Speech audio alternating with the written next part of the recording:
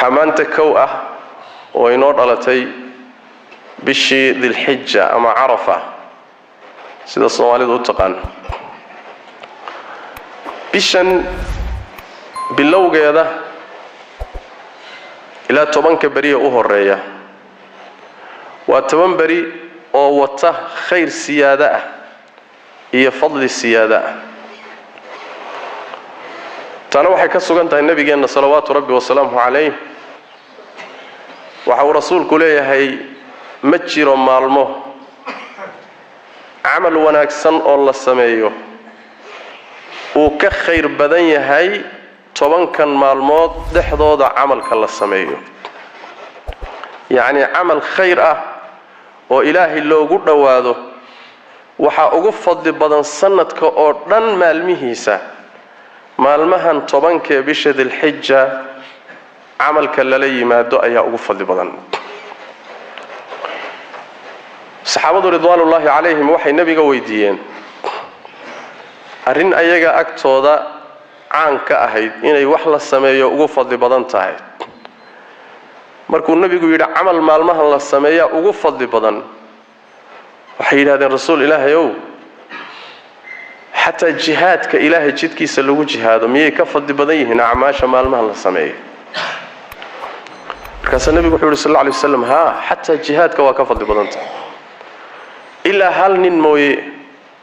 ننكاسو حوله سي النفتي سيبا قوبت اللتقي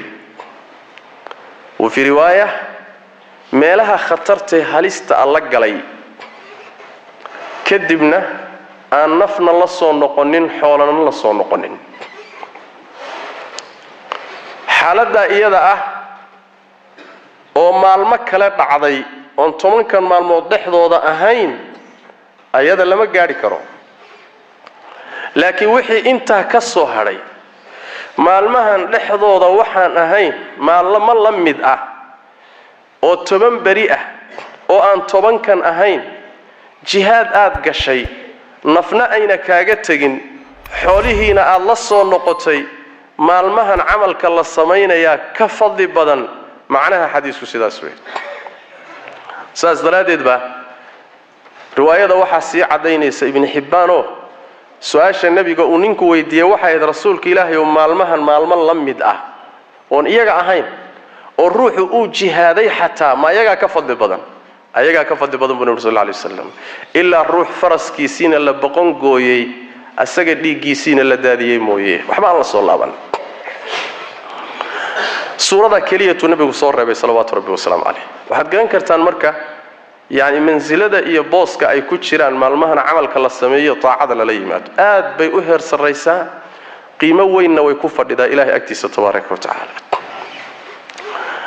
سيداس دلادة جانس كان إن لقى فائدة استيء باهين عظمة ذا إيه مالمهن قيمة هذا وحا كتصي حتى هبين ندو ذا أيو ربيجان كردارتي تبارك وتعالى فجر كان كردارتي بربيري إيه هبينا طبعاً مفسرين السلف يا علماء السيء بدنيهن طبعاً كهبين الله كرارنا يوا طبعاً كهبين بشد الحجة أجوه الرية ربي جانا تبارك وتعالى هدو خلق جيس قار كم إذا كرارته شأن خاصة كتيرة هبين هذا المركز سر خاصة كتيرت وحر ربي جانا أجو دارنا تبارك وتعالى وحين موجين يسا فضلوا إنه هبيندنا كتشرو مالمهنا كتشرو لكن مالمه كبدنيه سيد حديث كان النبي صلى الله عليه وسلم عدي مالمها أيو فضلوا السيادة هي عمل كلا قبنا يوم حويه فضلك سلوجا فايدست الروح فايدست حلو بهيه حديث كسيدة كعب النبي صلى الله عليه وسلم وحي العمل الصالح وحاسوق لي هذا العمل كستو وناكسن وشروط صلاح أو صدي عمل كالصالحة وحاسوق لي الصلاة ولا بتصدق تي واجب كهيد ولا إلاليو يتي سنة هيد ولا بتصدق وحاسوق لي عمل كالصالحة الصونك وحاسوق لي الصدقة وحاسوق لي dadkoo diinta la baro khayrka loogu yeedho xumaantana laga reebo waxaa soo galaya dikriga rabbi tabaaraka wa tacaala iyo xuskiisa iyo qur-aanka akhriskiisa wax kasta camal kastoo la jideeyo ilaahay loogu dhowaado ayaa soo galaya alcamalu saalix sidaas daraaddeed majaalaadka khayrka ee addoommadu ilaahay ay ugu dhowaan karaan iyo turuqdu aad bay u fara badan tahay waana rabbi tabaaraka wa tacaala mawsim uu ugu talagalay inay dadka ahlul khayrkii tartamaan in la tartamo oo mawsimkan loo tartamo sida xilliyada mawaasimta adduunyada iyo tijaarada iyo ganacsigu uu taagan yahayba tartan loogu galay adduunyada oo bilaha suuqyada iyo ganacsigu kala socdo sida dadaalka siyaadada loogu galo si aan lagaaga faa'iido badanin waxaa ka habboon mawsimka aakharo in aan tartankiisa lagaaga badanin oo ka faa'iidaysigiisa aan lagaaga badsanin oo ribixiisa aan lagaaga badsanin fikirku inuu dhankaa u bato baa laga maarmaan ah sida aad dadaalka ugu jirto mawsimka tijaaraadka iyo beecaha iyo shiraha aan nin walba ka faa'iido badsa u leedahay soo kama habboona adduunyada iyo ganacsiga adduunyada wax ka khayr badan oo ganacsi aakhara ah inaad tartankiisa gasho laa shak ciddii caqli loo garasho leh allana waafajiyo waa garan karaa sidaas daraaddeed inaynu ka faa'iidaysanno oo taacada rabbi tabaaraka wa tacaala aynu badinno ayaa laga maarmaan ah khaasatan nabigeenna salawaatu rabbi wasalaamu calayhi xadiidka axmed uu soo saaray wuxuu leeyahay maalmahan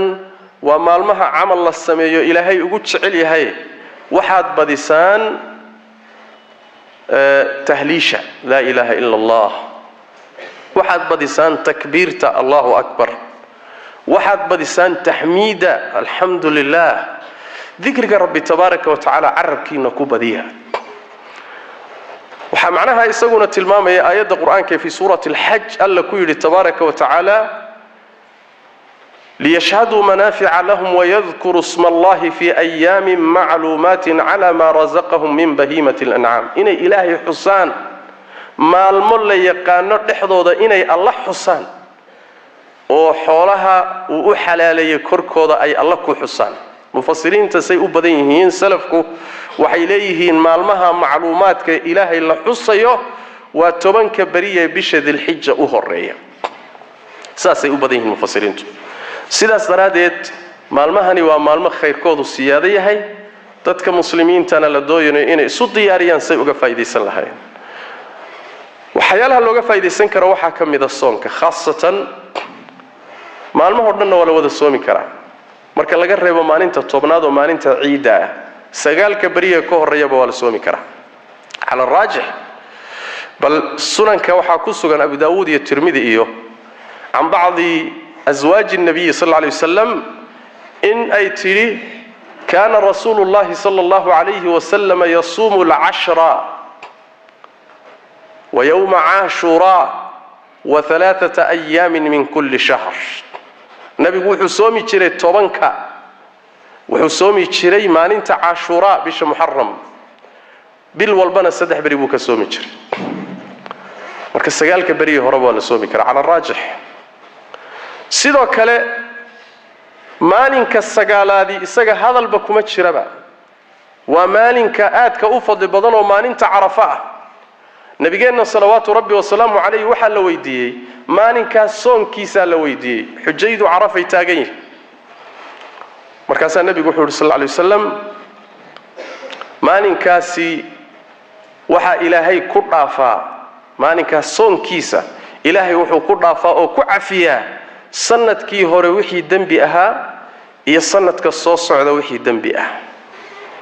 2 sano dambigood maalin soonkeed baa ilaahay kaaga dhaafaya waxay kamid tahay 10 bari fadaa'ishooday kamid tahay maalinka tobnaad oo maalinta ciida ah ayadana sidoo kale waa maalinta xajku ugu weyn yahay yawm al-hajj al-akbar waa maalin aad u fadli badan waa iyada lama soomi karo laakiin taa'aad kale aad u fara badan baa maalmaha lala iimaanaya oo ay kamid tahay maalinka iyo saddexda beriya ka dambaysa iyadana waxaa mashruuca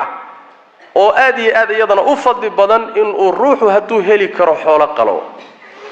ugu yaraan neef adhi ah neef lo ah neef geel ah ka badan oo udxiyaysto iyadana acmaasha waaweyn bay ka mid tahay xajka marka lagu jiro acmaashiisa kuwa ugu fadli badan waxaa ka mid ah talbiyada oo kor loogu dhawaaqo labbayk allahumma labbayk iyo xoolaha qalitaankooda acmaasha manaasigta xajka kuwa ugu fadli badan buu nabigu ku sheegay sallallahu alayhi wasallam sidoo kale dadka muslimiinta een xajka acmaashiisa ku dhex jirin ee dhulkoodii jooga in ay udxiyaystaan oo xoolo qalaan maalmahaasi ayadana acmaasha ugu fadli badan bay ka mid tahay